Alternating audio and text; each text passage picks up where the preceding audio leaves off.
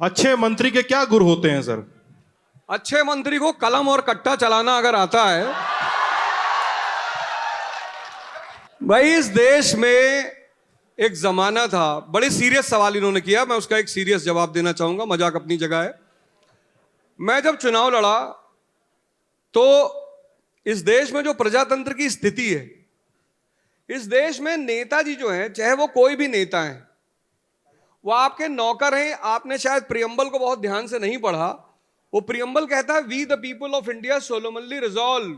यही एक लाइन अंग्रेजी में रटे हैं, इसलिए यही बता दे रहे हैं, सोशलिस्ट, रिपब्लिक, डेमोक्रेटिक, वो सब अलग बात है। आपने क्या किया, इन नौकरों को अपने सर पे बिठा लिया है।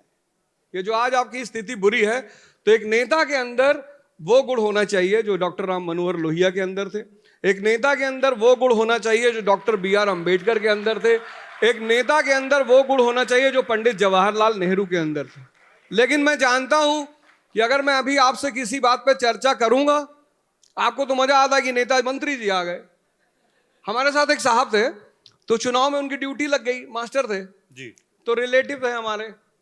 सौभाग्य से गोंडा का डीएम हमारा जानने वाला था, तो हमसे कहा यार अवध छुट्टी कैंसिल करवा दो। तुमने कहा चलो देख कहते हैं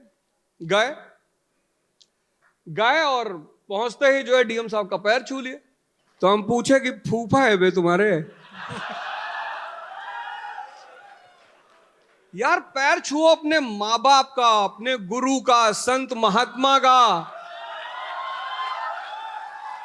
तो तुम लोगों ने किन लोगों को अपने सर पे चढ़ा रखा है?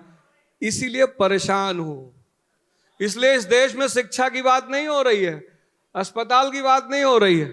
आगे नहीं कहेंगे, लखनऊ में बैठे हैं, वह सवाल करिए।